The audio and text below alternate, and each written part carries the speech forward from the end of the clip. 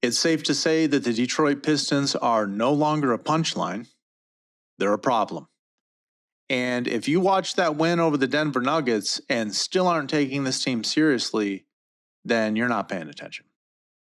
That Denver game the other night mattered, not just because that roster is loaded with experience and size, championship confidence, but because of how the Pistons won it.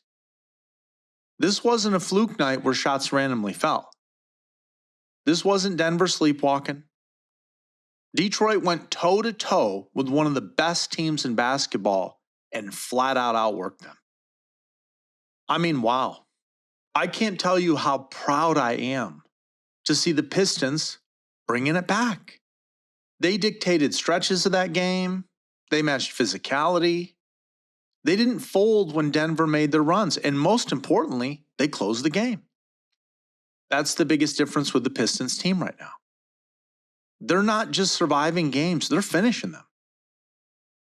And zooming out on the big picture here, I mean, when you look at where Detroit sits in the Eastern Conference, this isn't just a cute story anymore. This is real playoff positioning. The Pistons aren't hanging around the play-in conversation, hoping things break right.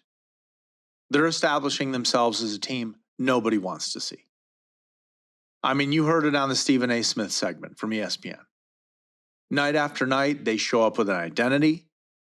And in the East this year, that's more valuable than star chasing or name recognition. And a huge reason for that is Cade Cunningham. This has been the season where Cade stopped being a potential star, and he's the guy now. He controls the tempo. He knows when to attack, when to slow things down, when to get others involved. And against Denver, you could see it. He wasn't rattled by the matchup or the pressure. He looked like a franchise leader who understands that winning basketball isn't about forcing highlights. It's about making the right decisions over and over again. I mean, I got to tell you, Cade's growth has completely changed the ceiling of this team. I mean, it's night and day. Defense has got to respect him now. They can't just load up and hope he gets frustrated. He's stronger, more patient, far more comfortable closing games than he was even a year ago. It's a huge difference. I mean, this is what it looks like when a player starts figuring it out at the NBA level. And right alongside him is Jalen Duren. And honestly, this might be one of the most important developments of the season for Detroit. Because Duren has gone from athletic big dude with upside to an absolute force in the paint. He's rebounding with purpose. He's defending without fouling. And finishing through contact like it's nothing. And against teams like Denver with size, with experience, that matters. He's no longer just surviving matchups. He's impacting them. He's a big part of this offense. And I think what makes Cade and Duren dangerous together is how well their games complement each other. Cade's patience and vision paired with Duren's physical dominance creates constant pressure.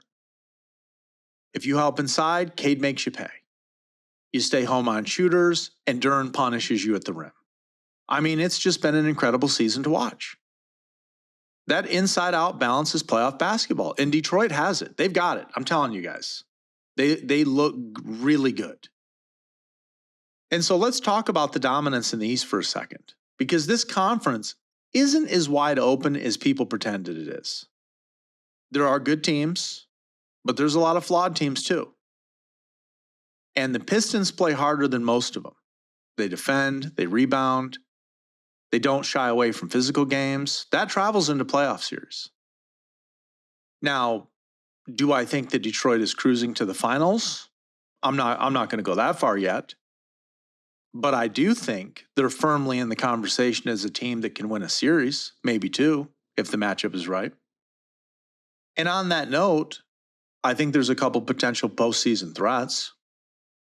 I think Boston is an obvious one. I mean, they've got experience, depth. They've been there. Milwaukee, if healthy, still has the kind of star power that can swing a series. Those are the teams where Detroit would need everything to click perfectly. And Detroit's already beat Boston. But, after that, it gets a little interesting because teams like Cleveland, New York, Miami, those are battles. Tough, grinded out series where Detroit's physicality and youth could become huge advantages. I think the culture in Miami is for sure real this season, but I don't think Detroit at this point is scared of anybody.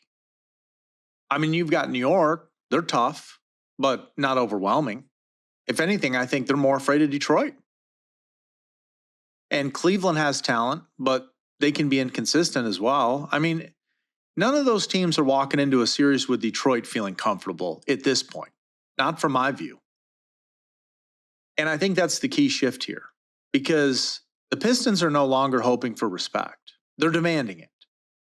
This win over Denver was another checkpoint, another reminder that this rebuild isn't theoretical anymore. It's happening. I think they've got this roster where they want it.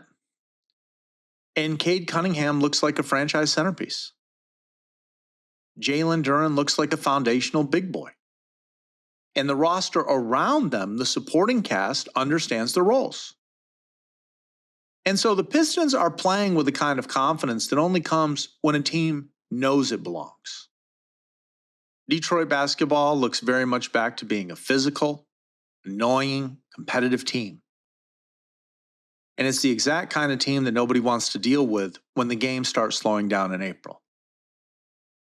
And so if this trajectory continues, and we have no reason to believe that it won't, don't be surprised if the Pistons aren't just a playoff team. They're going to be a playoff problem. Keep it locked. You're listening to Midnight Sports Detroit.